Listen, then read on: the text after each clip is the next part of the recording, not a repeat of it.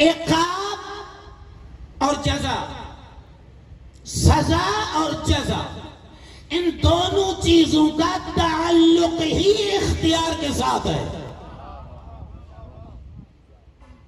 اختیار ہوگا تو سزا بھی آئے گی، جزا بھی آئے گی۔ غیر مختار پہ لعنت کیسی، رحمت کیسی؟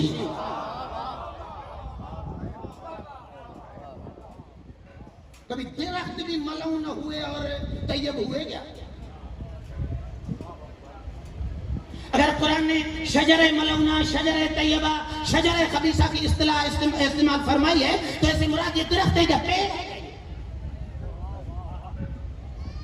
کبھی کھجور کے پیڑ پہ خدا نے متعال کی صلوات نازل ہوتی ہے کیا؟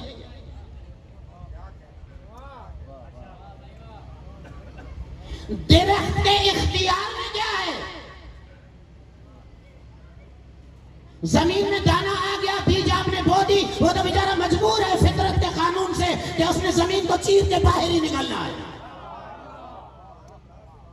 جب اس کے اختیار میں ہی کچھ نہیں ہے تو پھر عذاب کیسا؟ عذاب کا تعلق ہی مختار سے ہے۔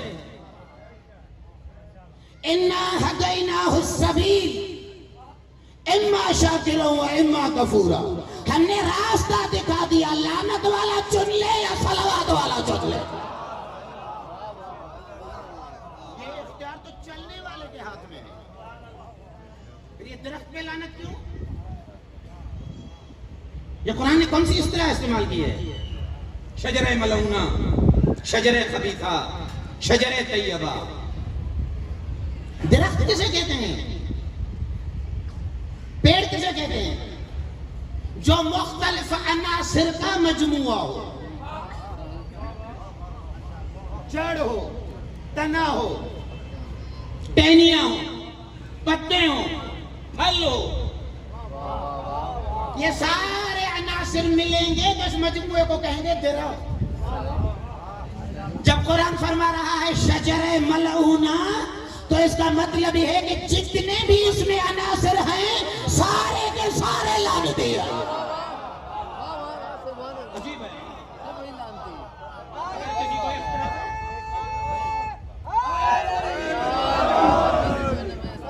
اگر کسی کو اختلاف ہے تو جا کر قرآن کو پڑھ لے، اپنے مفسرین کو پڑھ لے۔ شجر خبیثہ یعنی کیا؟ یعنی جڑ سے لے کے پھل تک، تنے اور ٹہنیوں سے لے کے پتوں تک، پورے وجود پہ ہی لعنت۔ پروردگارہ کیوں درخت کے ٹہنیوں پہ، کیوں درخت کے پتوں پہ؟ کہا درخت تو میں نے تمثیل دی ہے، یہ تو کنایہ ہے، یہ تو استعارہ ہے۔ درخت استعمال کر کے کسی نسل کا تعارف کرانا چاہتا ہوں کہ وہ نسل ہی ایسی ہے کہ جڑ سے قیامت تک پوری نسل ہی لعنتی ہے۔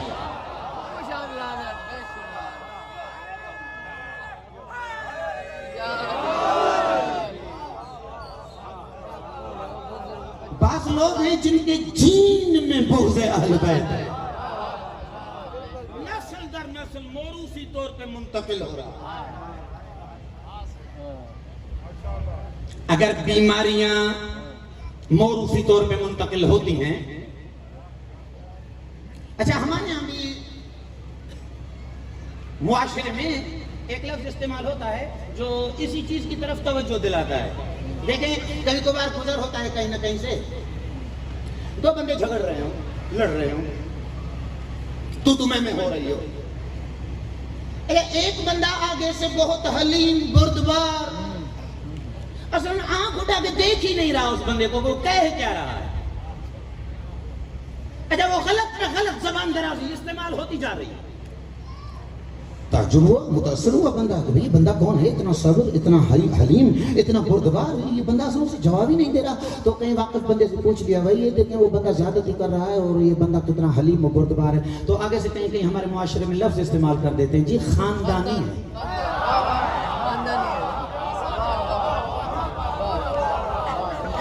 یہ جو لفظ استعمال ہوتا ہے خاندانی ہے، اس کا کیا مطلب ہے؟ اس کا مطلب یہ ہے کہ یہ تربیت اسے نسلوں سے ملی ہوئی ہے، گھرانے ہی ایسے سے تعلق ہے کہ کم قیمت لوگوں کی طرف دھیان ہی نہیں دیتے. یہ معاشرہ، وہ صدیق صغرا کی روایت، وہ قرآن کا شجرہ ملعونہ خبیثہ اور شجرہ طیبہ کی اصطلاح، وہ مرسل آدم صلی اللہ علیہ وآلہ وسلم کے دوران زندگی کا واقعہ، یہ ساری چیزیں ثابت کر رہی ہیں کہ جو حاکم قانون ہے وہ یہ ہے کہ موروثی طور پہ نسلوں میں کردار منتقل ہوتے ہیں. ایک جملہ آپ بزرگان کے بھی عنایتوں کے نظر کرتا چلوں. جب کوئی حقدار اہل بیت اپنے ساتھ خیانت کرتا ہے، اپنے وجود پہ ظلم کرتا ہے، اپنی عادات کو خراب کرتا ہے، اپنے اندر گندی صفات کا مالک بن جاتا ہے، تو یہ نہ سوچے کہ آپ نے اپنے ساتھ خیانت کی ہے. ذرا توجہ رکھنا کہ معاشر میں کوئی آپ کا بعد والی نسلوں سے بچہ آپ کا گلا پکڑ کے نہ کہے کہ آپ نے اپنی عادتیں خراب کیوں کی تھی کہ نسل میں مجھ تک آ پہنچی ہے. اس لیے قرآن کا پیغام ہے قو انفسکم، اپنے آپ کو بھی محفوظ رکھو. وَأَهْلِكُمْ نَارًا، فقط اپنے آپ کو محفوظ نہ رکھو، اپنے اہل و عیال کو بھی جہنم کی آگ سے محفوظ رکھو.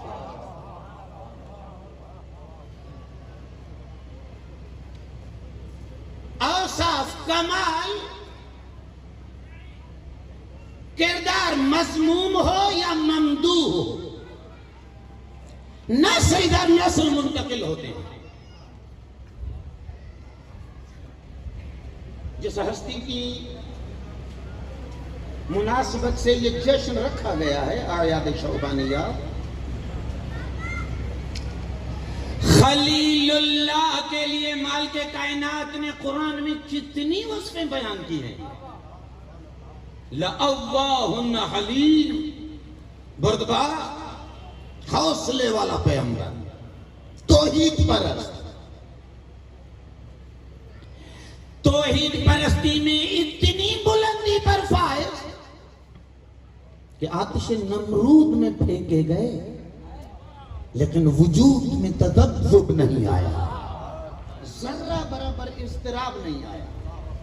آگ میں پہنچنے والے تھے کہ جبریل پہنچے، ہاں خلیل اللہ بچا لوں، کہا دور رہے، معاملہ تیرا نہیں ہے، معاملہ میرا اور میرے اللہ کے درمیان کا ہے.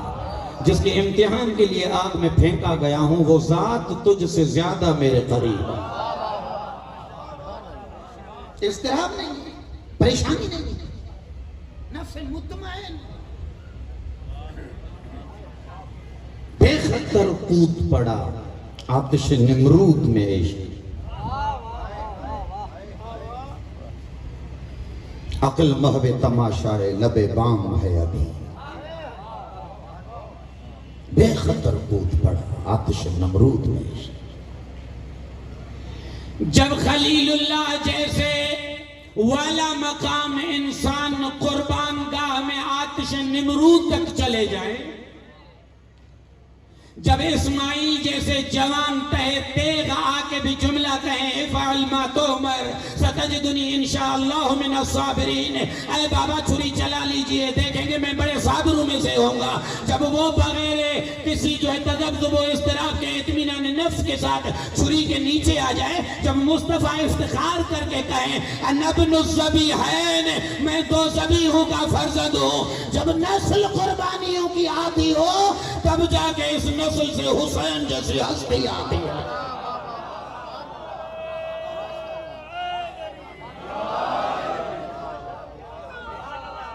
ہر گھر کو کوئی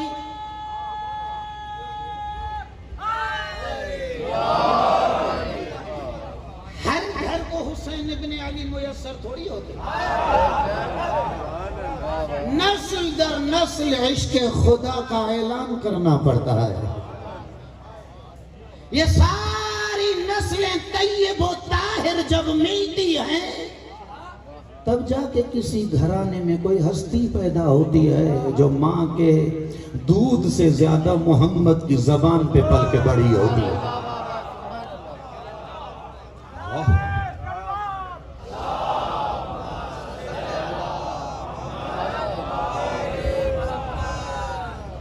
کمال کا وجود، کیا کمال کی ہستی. اکرم اللہ سید الشہداء علیہ السلام کے متعلق عجیب روایات ہیں، عجیب. صدیق کبریٰ سیدہ طاہرہ سلام اللہ علیہا کے بطن اطہر میں جب یہ نور منتقل ہوا، میرے آقا زادی کی زندگی کے طور و طریقے تبدیل ہو گئے، رہن سہن بدل گئے. بعض روایات تو واقعاً حیران کن ہے. اچھا، سب سے پہلے تو تاریخ بشریت میں 2 ہستیاں ہی کائنات میں ایسی آئیں جنہوں نے اپنے والدہ کے شکم اطہر کا جو پیریڈ تھا وہ 6 مہینے سے زیادہ نہیں گزارا.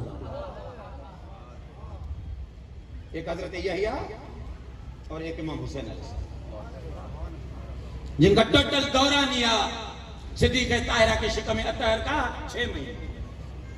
6 مہینے کے بچے کائنات میں بچتے نہیں، اور یہ 6 مہینے کا دین خدا کو بچا کے چلا گیا.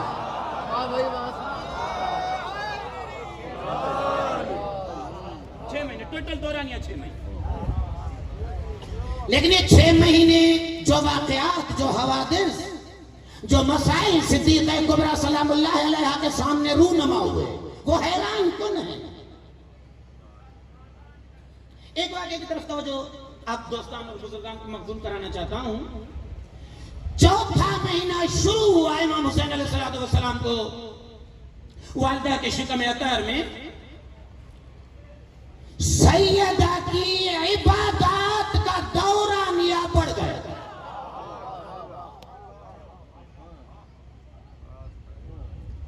اچھا، بعض الفاظ ایسے ہوتے ہیں، بعض جملات ایسے ہوتے ہیں جنہیں ہضم کرنا، ان کی گہرائی تک پہنچنا نہ ہمارے اوقات میں ہے، نہ ہمارے بس کی بات ہے. یہ لفظ استعمال ہوتا ہے کہ فلاں کی عبادت کا دورانیہ بڑھ گیا، تو معمولاً ذہن میں یہ بات آتی ہے کہ بھائی 5 وقت نماز پڑھتے تھے، اللہ تھوڑا سا دورانیہ بڑھا تو تہجد گزار بن گئے، تھوڑا سا دورانیہ بڑھا تو رات کو مثلا 100 رکعت روز پڑھنا شروع کر دیا. یہ جملہ کس کے لیے تاریخ میں آیا ہے کہ کس کی عبادت کا دورانیہ بڑھ گیا؟ جس کی عبادتوں کے دورانیے کے متعلق تاریخ پہلے ہی گواہی دے رہی ہے کہ بی بی اتنی ساری رات نماز میں کھڑی رہتی تھی کہ پیروں پہ ورم آ جاتے تھے.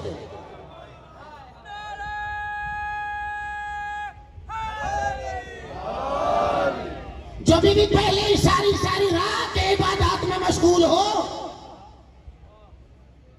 جس بیوی کے ایام ویسے ہی روزے میں گزرے، اگر اس بیوی کے عبادت کا دورانیہ بڑھ جائے تو اس کا معنی کیا ہوا؟ یعنی کتنا اضافہ ہونا چاہیے. ام ایمن سے روایت ہے کہ امام حسین علیہ السلام کا نور جب شکم اطہر مادر میں 4تھے مہینے میں داخل ہوا تو بی بی کا عبادت کا دورانیہ اتنا بڑھا کہ سیدہ نے کھانا ہی چھوڑ دیا، بی بی مصلی سے اٹھتی ہی نہیں تھی.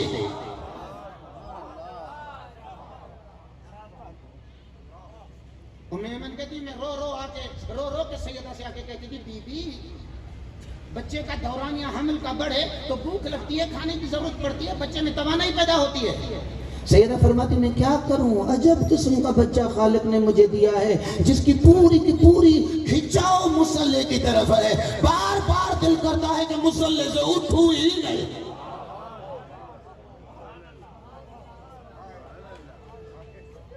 اندازہ کریں. اور میں اپنی عقیدت کا جملہ تاریخ کے اس زاویے میں عرض کرنا چاہتا ہوں. جو ماں کے شکم میں آئے تو سیدہ کی عبادت بڑھائے، جو بچپن میں آ کے پشت نبی پہ آئے تو مصطفیٰ کے سجدوں کو بڑھائے. اور آغا مجتہدی تہرانی جملہ فرماتے ہیں کہ کہیں اگر عبادتیں لذت نہ دیں آپ کو، غیر لذیذ عبادات آپ کی بن جائیں، وہ لطف نہ آئے نماز پڑھنے میں، اور اس مشکل سے آپ رنج میں ہو، علم میں ہو، درد میں ہو کہ کیوں عبادات لذت نہیں دے رہی، آقا مجتبی تہرانی فرما رہے ہیں نماز کی تکبیرۃ الاحرام سے پہلے ایک جملہ کربلا کی طرف رخ کر کے صدق دل سے کہا کرے السلام علیکہ یا ابا عبداللہ الحسین، ایک جملہ کہیں آپ کی نماز اولیاء کی نماز بن جائے گی۔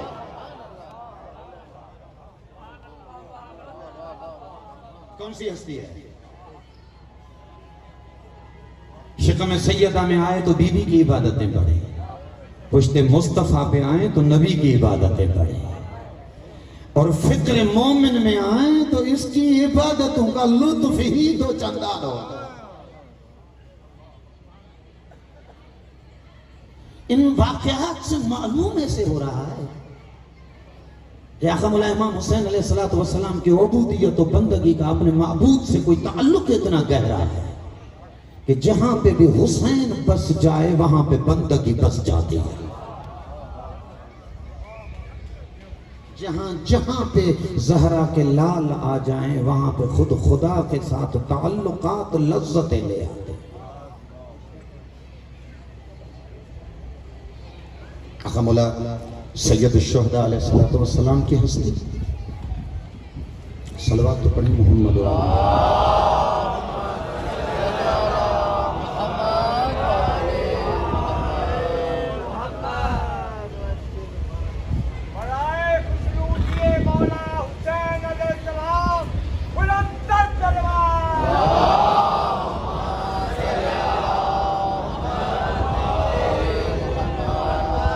ام ایمن مرسل اعظم صلی اللہ علیہ وآلہ وسلم کے ہاں ان کی والدہ کی طرف سے کنیزی میں آئی ہوئی تھی۔ عمر مبارک اتنی تھی کہ پیغمبر اکرم صلی اللہ علیہ وآلہ وسلم حضرت ام ایمن کو کبھی کبھار ماں کر کے پکارتے تھے، جیسے فضا کو حسنین کبھی کبھار ماں کر کے پکارتے تھے۔ کیا مقام ہوگا ام ایمن کو جیسے سید الانبیاء ماں کر کے پکارتے ہیں؟ لائق بھی تھی اس مقام کے۔ تاریخ میں عجیب واقعات ہیں بی بی کے حوالے سے۔ سیدہ سلام اللہ علیہ کی شہادت کے بعد جس گھر کی کنیزیں اس مقام پہ پہنچی ہوں، سیدہ سلام اللہ علیہ کی شہادت کے بعد مدینے میں ام ایمن کے لیے رہنا ناگوار تھا۔ مدینے کے در و دیوار، مدینے کی گلیاں بی بی ام ایمن کے لیے جیسے بے سود سی رہ گئی تھی۔ تھوڑا سا آزو کھا لیا، پانی لیا، کھانے کی چیزیں لی، کاروان کے ساتھ نکل پڑی مکے کی طرف۔ راستے میں ام ایمن کی ناقہ بیمار ہو گئی، کاروان چلا گیا، آزو کا ختم ہو گیا، کھانے پینے کی چیزیں ختم ہو گئیں، سندھ رسیدہ مستور۔ تاریخ نے عجیب جملہ لکھا ہے، مصلی بچھایا، 2 رکعت نماز ادا کی، خدا سے مخاطب ہوئی، جملہ ہی زبان سے ایک کہا اللہم انک تعلم انی خادمت بنت نبی، پروردگارہ تو جانتا ہے میں تیرے سید المرسلین کی بیٹی فاطمہ کی نوکر ہوں، کنیز ہوں، خادمہ ہوں۔ کہتے ہیں یہ جملہ ختم نہیں ہوا، آسمان سے پانی اترا، آسمان سے غذا اتری، وہ بی بی نے جو پانی اس ٹائم شرب کیا، 7 سال اس کے بعد زندہ رہی۔ ام ایمن کو زندگی میں پانی پینے کی ضرورت ہی محسوس نہیں ہوئی۔ جس گھر کی کنیزوں کا خدا اتنا خیال رکھتا ہو، اس گھر میں آنے والے سرداروں کی کیا مقام و فضیلت ہونی چاہیے۔ ام ایمن مدینے کے لوگ جو حضرت ام ایمن کے ارد گرد رہتے تھے، پڑوس والے، وہ پیغمبر اکرم صلی اللہ علیہ وسلم کی خدمت میں پہنچے، یا رسول اللہ، ام ایمن سے آپ کی عجب انداز کی الفت ہے، ان کے ساتھ آپ کا عجب انداز کا تعلق ہے، کبھی کبھی آپ انہیں ماں کر کے پکارتے ہیں، اس ام ایمن نے ہمیں اتنا تنگ کیا ہوا ہے، ہماری نیندیں خراب کر دی ہیں، اتنا 3 دن سے رو رہی ہے کہ ہم کچھ کہہ بھی نہیں سکتے آپ کے احترام کی وجہ سے۔ شکایت لے کے پہنچ گئے۔ حضور نے فرمایا کیوں ام ایمن رو رہی ہے 3 دن سے؟ سردار یہ تو آپ پوچھ لیں۔ سردار ہے ام ایمن کیا؟ ام ایمن خیریت؟ سردار کیسے نہ رو، میری نیندیں ختم ہو گئی۔ پیغمبر صلی اللہ علیہ وسلم نے ارشاد فرمایا کیا ہوا؟ کہا سردار نے ایک خواب دیکھا، عجب خواب دیکھا، آپ کے جسم کا ٹکڑا، آپ کے نور اطہر کا ٹکڑا آپ سے جدا ہوا اور آگے میری گود میں پہنچا۔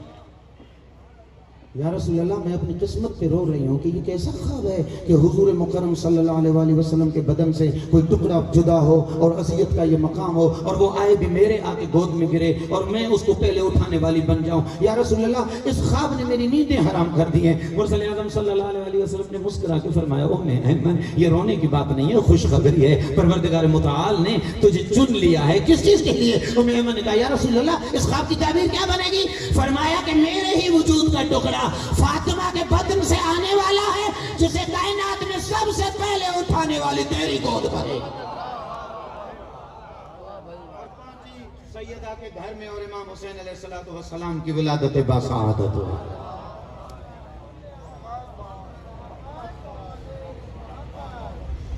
کیا ہستی تھی، کیا مقام تھا۔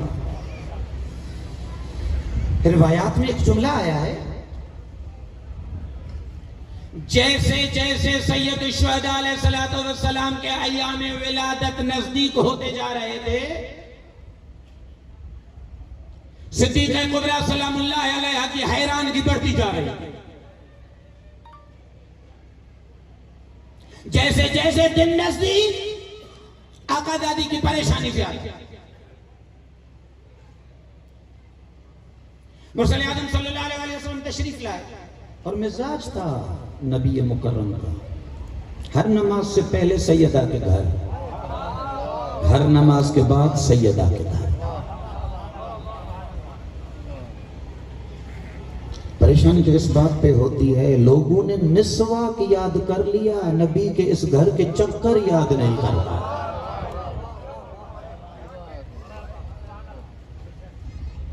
صبح شام سیدہ کے گھر،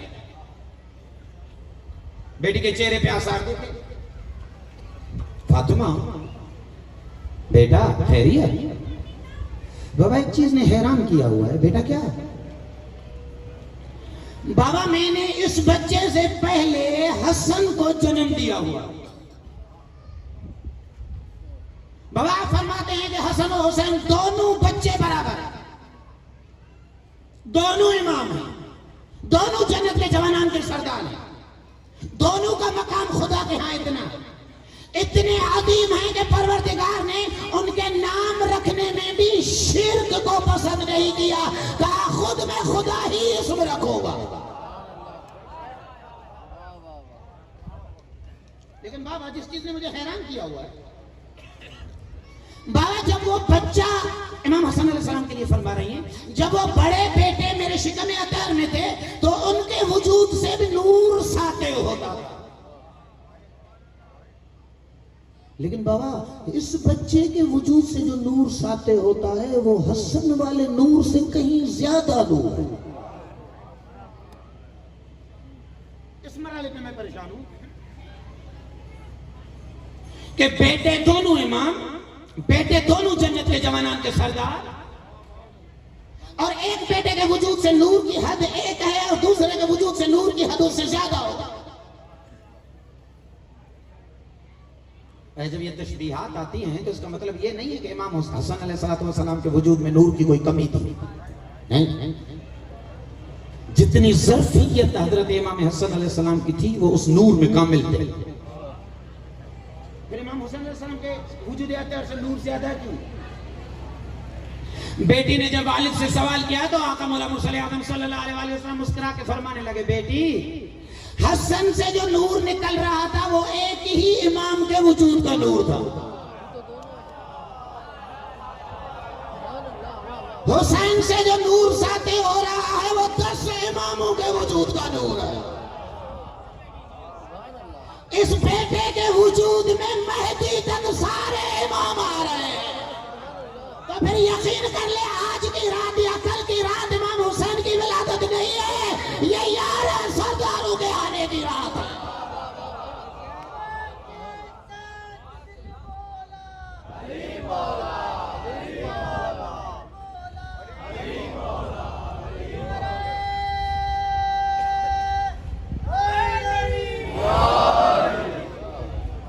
اور پھر خصوصاً جس کے وجود میں مہدی برحق ہو.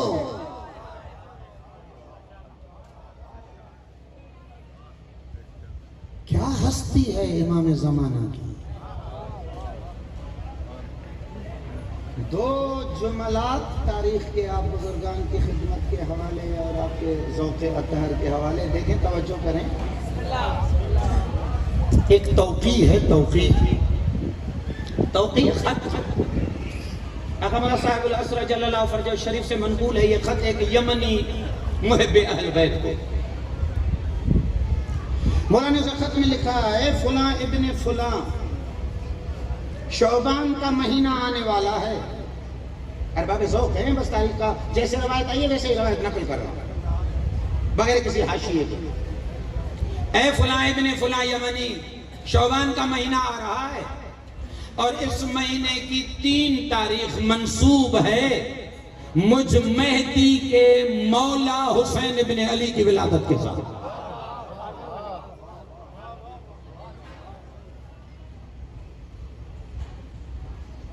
اب اس جملے کو کھولنے کے لیے کم از کم گھنٹے کی تقریر درکار ہے. کہ امام توقی میں لکھے کہ حسین ابن علی مجھ مہدی کا بھی مولا ہے.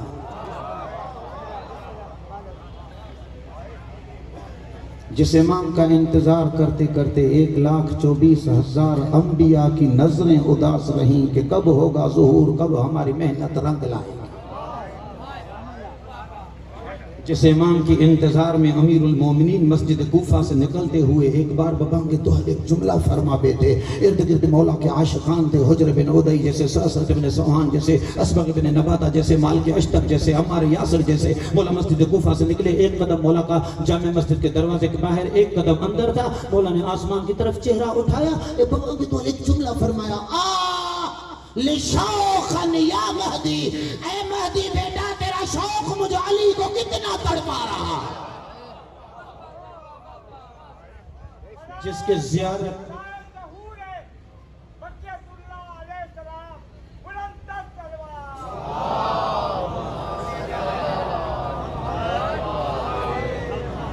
جس امام کی زیارت کے شوق میں وہ موحد امام بھی تڑپتے رہے.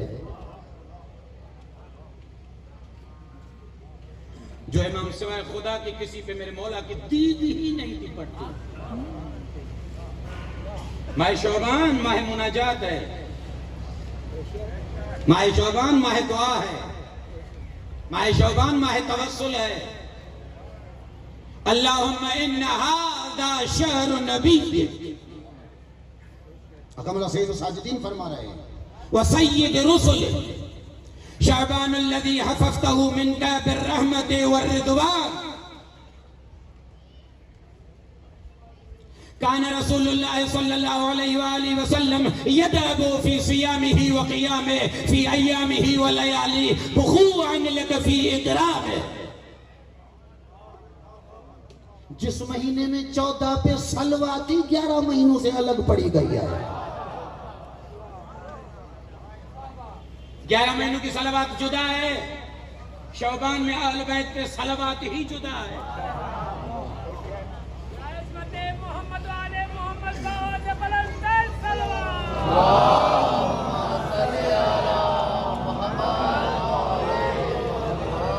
عادت ہی نہیں ڈالی گئی نا ممبر سے, ایسے مسائل پہ گفتگو ہی نہیں کی جاتی کہ اہل بیت کی مناجات کیا ہیں, شعبان کی صلوات کیا ہے. گونگی رہ جاتی زمانے کی زبانیں اگر اہل بیت خدا کے ساتھ گفتگو کے ڈھنگ نہ سکھاتے. جس کے پاس علی و حسین جیسے امام ہوں اور اسے خدا سے کلام کرنے کا پتہ نہ ہو تو پھر اس بندے کا اس در پہ آنے کا فائدہ کیا.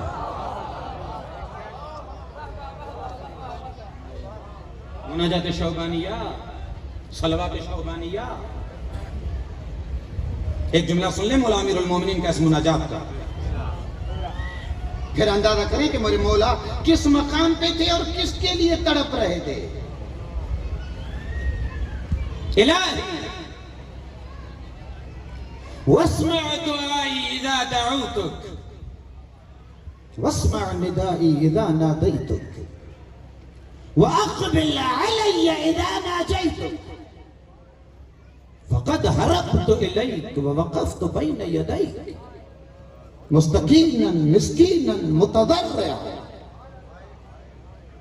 إلهي هب لي كمال الانقطاع إليك. کیا فرما رہے ہیں امیر المومنین؟ اے میرے پروردگار، اس ماہ شعبان میں درود پڑھیں محمد.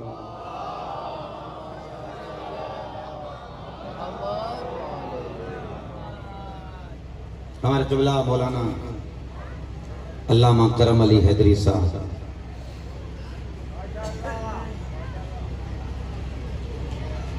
ہمارے بزرگ ہیں، اچھا لائق عزت لائق احترام اور پھر دوست بھی ہیں. یہ جو ٹوپی ہمیشہ لگاتے ہیں یہ سندھ کی نسلوں میں اس ٹوپی کا رواج نہیں ہے. دوست احبابوں کے ساتھ اٹھ بیٹھنے کی وجہ سے کبھی کبھار عادات اقوام کی آ جاتی ہیں. جشن کی رات ہے، درود پڑھے محمد والا.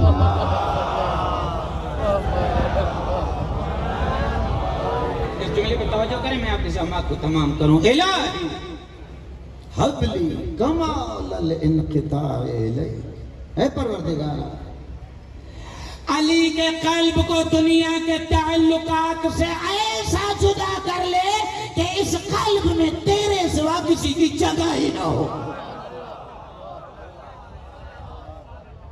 شعبان دنیا کے تعلقات سے جدا ہو کے خدا سے تعلق جوڑنے کا مہینہ. الہی حب لی کمال الانقطاع الیک.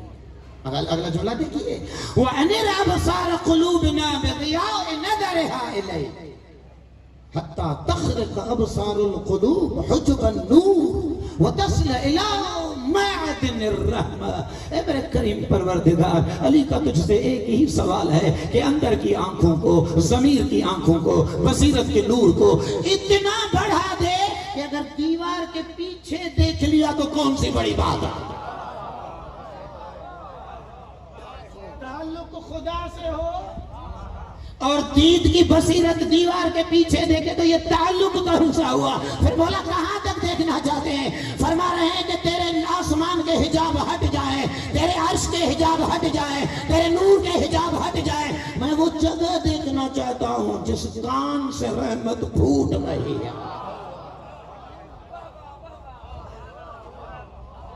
جو امام خدا کو دیکھنے سے کم پہ راضی نہ ہو، اور وہ امام چیخ چیخ کے کہے مہدی تیری زیارت کے شوق نے علی کو تڑپا دیا، تو محسوس ہو رہا ہے کہ اس امام میں علی کو بھی خدا کے نور کی تجلی نظر آ.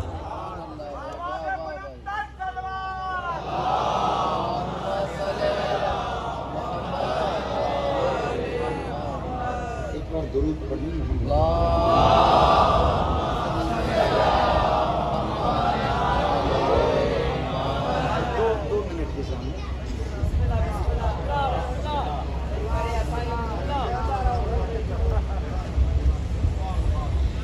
امیر المومنین علیہ السلام مہدی برحق امام کے لیے جملہ فرما رہے ہیں، واہ شوقا لرؤیتک یا مہدی.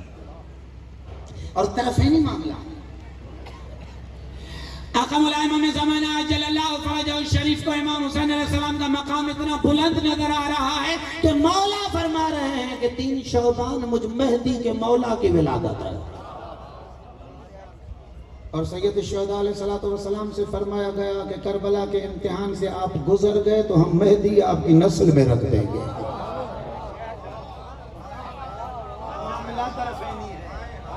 وہ راضی ہیں کہ میں نسل حسین سے آؤں، وہ راضی ہیں کہ کربلا میرے حوالے کر دے، مہدی میرے نسل میں رکھ دے.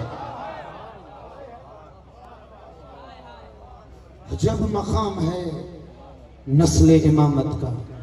آقا مولا سید الشہداء علیہ السلام ابتدائی دنوں سے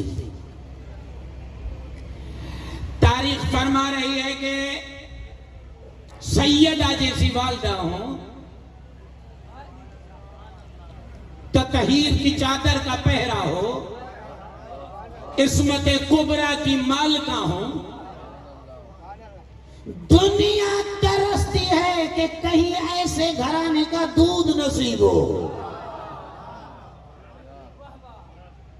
اور سید الشہداء کے لیے تاریخ میں لکھا ہے کہ پیدائش کے دن سے لے کے 40 دنوں تک، پورے 40 دنوں تک عصمت کی مالکہ، طہارت کی مالکہ، سیدہ عصمت کبریٰ کی مالکہ، اس ماں کا دودھ ہی نہیں لیا. 40 دن تک مصطفیٰ اپنی زبان سے حسین پڑھاتے تھے.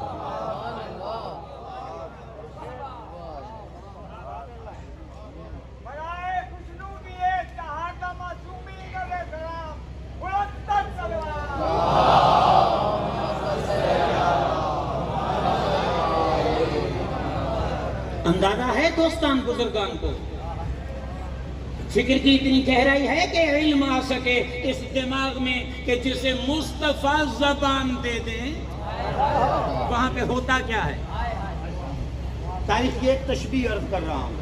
امیر المومنین علیہ السلام ایک مرتبہ منبر کوفہ پہ فرما رہے تھے اور میرے مولا وہ سلونی کا دعویٰ فرما رہے تھے، سلونی سلونی قبل ان تفردونی. امام نے وہ جو بے بل بیان و بلی کو فصیح خطبہ ارشاد فرمایا تو ایک بندہ مجمع سے اٹھا، حسنین کے بابا یا ابو الحسن یہ علم آپ کے پاس کہاں سے آیا ہوا ہے کہ جس موضوع میں شروع ہوتے ہیں کوئی حد ہے ہی نہیں، فرماتے جاتے ہیں بھئی بدہ جملات پہ جملات اور اتنی فصاحت اتنی بلاغت. جب امیر المومنین کے علم کا مرحلہ آیا میرے مولا نے اشارہ کر کے فرمایا ھذا لعب رسول اللہ، یہ محمد کے زبان کی تاثیر ہے جو علی کے وجود سے علم بن کے ظاہر ہو رہی ہے.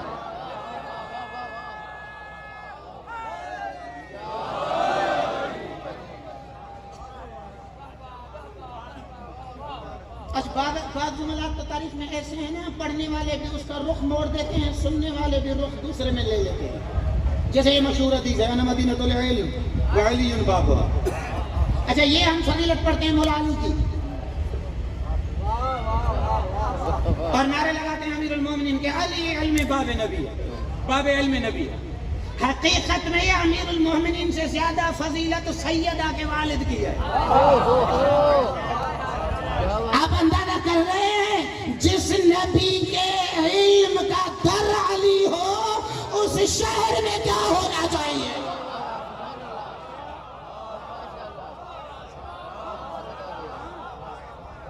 دنیا علی کے علم کو دیکھ کے ادھر ادھر ہو گئی، کسی نے خدا مان لیا، کسی نے کائنات میں علم کل مان لیا. اگر در کو دیکھا ہوا ہے، حقیقت کو پہچانا تو تمہیں خدا کہاں ملے گا. اس لیے امیر المومنین فرماتے تھے انا ما للہ آیت اعظم منی، خدا کے لیے مجھے علی سے بڑھ کے اور کوئی بڑی نشانی ہو ہی نہیں سکتی. کہا کہ تو میرے کمال دے کے خدا کہہ کے بیٹھا ہے، میں جھک رہا ہوں، تجھے عقل ہو تو پہچان لینا جسے یہ سجدہ کر رہا ہے وہ قادر کوئی اور ہے. اچھا یہ امیر المومنین علیہ السلام کا بے پایان علم، لامحدود علم. خود مولا فرما رہے ہیں ھذا لعب رسول اللہ، یہ مصطفیٰ کے لعب کی تاثیر ہے. کون سا لعب؟ کب دیا لعب نبی نے امیر المومنین کو؟ تاریخ نے ایک ہی مرتبہ لکھا ہے کہ جب کعبۃ اللہ میں آئے امیر المومنین کو لینے، خورشید نبوت پہ جب قمر امامت نے آنکھ کھولی، والشمس وضحاها والقمر اذا تلاها، مجھے قسم ہے سورج اور اس کی چمک کی، مجھے قسم ہے چاند اور اس سورج کے پیچھے پیچھے اس کے چلنے کی. 3 دن کعبۃ اللہ میں تھے، والدہ خدا کی مہمان تھی، کھانا آسمانوں سے آتا رہا، لیکن بچے نے نہ ماں سے دودھ لیا نہ آسمان کا کھانا کھایا. تیسرے دن جب نبی مکرم کے ہاتھوں پہ آئے، آنکھیں کھولی تو پہلی خوراک مرسل اعظم نے اپنی زبان امیر المومنین کے منہ میں دی کہ میرے لعاب سے تیرے وجود کا آغاز ہو. بڑا کام کرتی ہیں یہ پہلی غذائیں. ہمارے یہاں گھٹی، وہ میڈیکل اسٹور سے کوئی دوائی لے آتے ہیں، اس کے قطرے، دیہاتوں میں چلے جائیں تو مکھن کا ذرہ،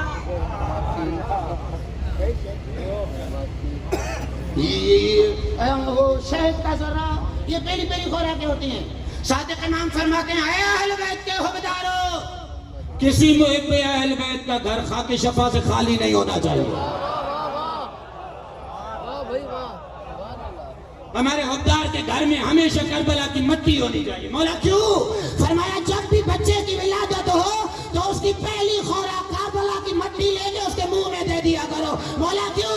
کہا پہلا لقمہ کربلا کی خاک بنے گی، بڑا ہوگا، بھٹکا ہوگا، ہر ہو کے واپس آ جائے گا.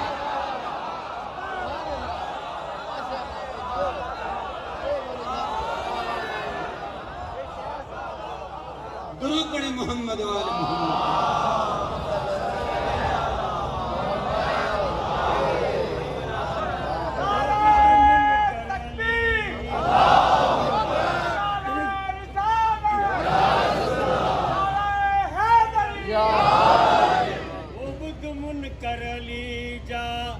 لکھلانت تھئی وہ کندس شام صبح مجھے عبادت تھئی بدھ منکر علی جا. بابا ماں 2 منٹ پڑھا اچھا بدی مادر شرمندہ بھی کیا تو کان رو کیا.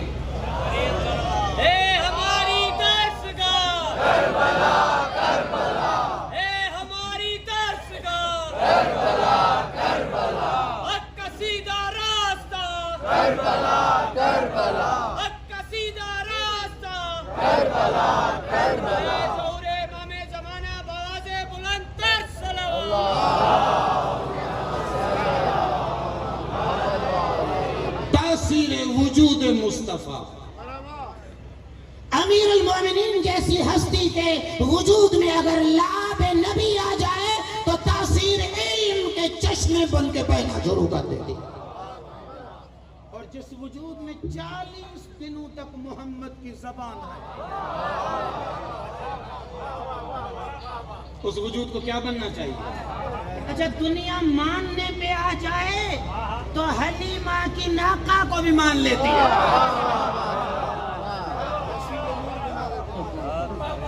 نہیں لکھا ہوا نصاب کے کتابوں میں کہ وہ اونٹنی، وہ ناقہ کمزور تھی جب حلیمہ آ رہی تھی. اچھا حلیمہ کے گھر میں جو جانور تھے، بھیڑ بکریاں جو بھی تھی، ان بیچاروں کے تھن ساروں کی سارے خشک ہو چکے تھے، دودھ ہی نہیں تھا. گھر میں جو درخت لگے ہوئے تھے ان میں پھل ہی نہیں تھا، کھجور میں میوہ ہی نہیں تھا. پھر پیغمبر اکرم صلی اللہ علیہ وآلہ وسلم کو حلیمہ نے اٹھایا، گود میں لیا اور خود اس ناقہ پہ بیٹھ گئی تو وہ ناقہ اتنی تیز بھاگ رہی تھی کہ محلے کی جو بھی عورتیں آئی تھی وہ ساری پیچھے رہ گئی، رو رو کے کہہ رہی تھی حلیمہ رک، ہمیں پہنچنے تو دے. اچھا ان سے پوچھو یہ حلیمہ کی اونٹنی سے، حلیمہ کے ناقہ میں یہ کہاں سے طاقت آ گئی؟ کہا حلیمہ نے طاقت اس کے وجود سے نہیں آئی، مصطفیٰ کو گود میں لیا، خود ناقے پہ بیٹھی، ناقے میں توانائی آ گئی. یعنی اگر مصطفیٰ حلیمہ کے گود میں آ جائیں اور وہ گود میں بچہ لے کے خود ناقے پہ آ جائیں تو حلیمہ کا وجود بھی موجودہ دکھانا شروع کر دیتا ہے. ماننے پہ آؤ تو حلیمہ کو قبول کر لیتے ہو، نہ ماننے پہ آؤ تو تم سے حسین حاضر ہی نہیں ہوتا.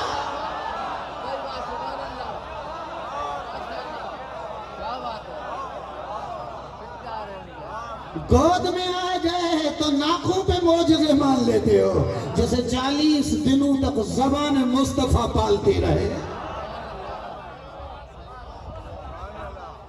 کیا ضرورت تھی جب سیدہ جیسی والدہ موجود تھی؟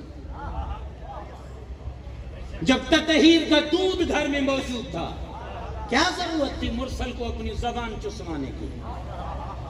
اور میرا آخری جملہ روایت پڑھے اور روایت اہل سنت کے مسند حنبل سے پڑھ رہا ہوں. کان رسول اللہ صلی اللہ علیہ وآلہ وسلم یمتص لسان الحسین کما یمتص الرجل التمر. حسین نے زبان کم چوسی ہے، محمد نے زبان زیادہ چوسی ہے.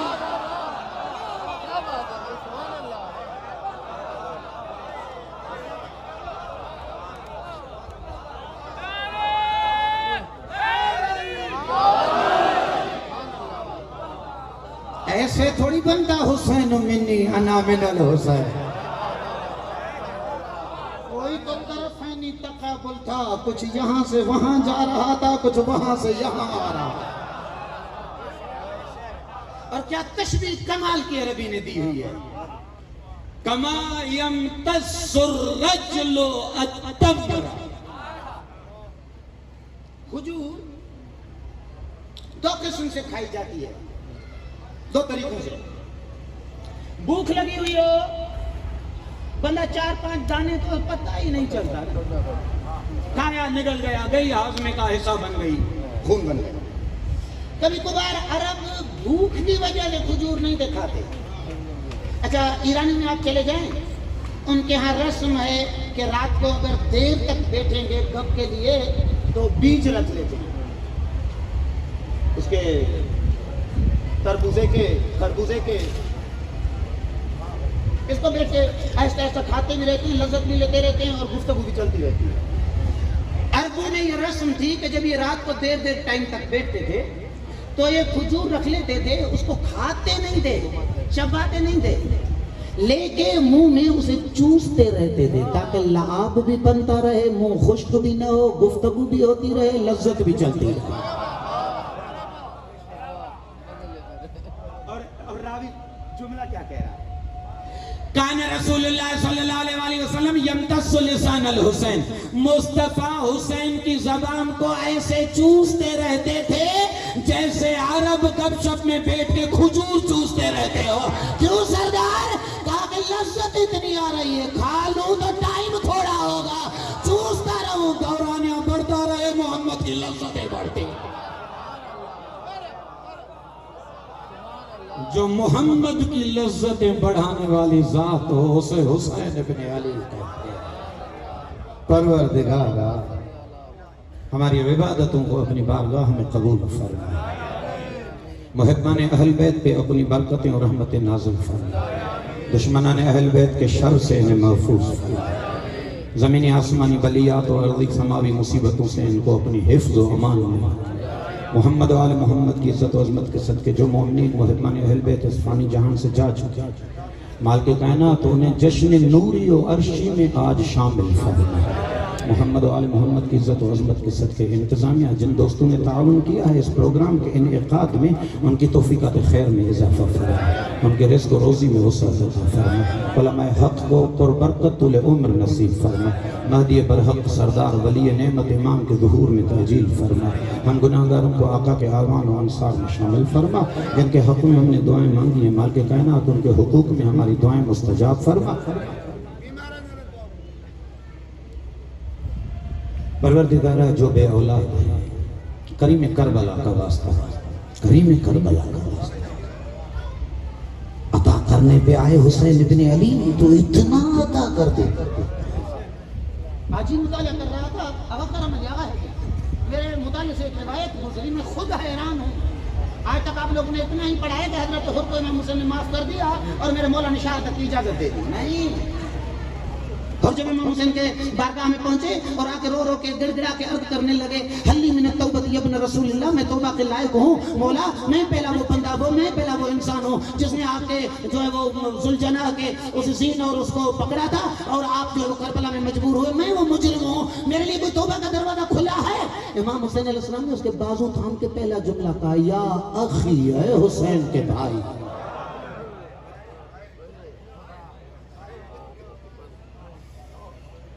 جس کے دروازے پہ مجرم آئیں اور وہ انہیں سینے سے لگا کے بھائی کے مقام پہ پہنچا دے. دل ٹوٹا ہے، دل نرم ہوا ہے تو اندر اندر میں ایک دعا مانگ لیں، مولا ہم حر جتنے مجرم تھوڑی ہیں، تقدیریں تبدیل ہوتی ہیں. پروردگارہ جو بے اولاد ہیں ان کے گھرانوں کو اولاد سے آباد فرما.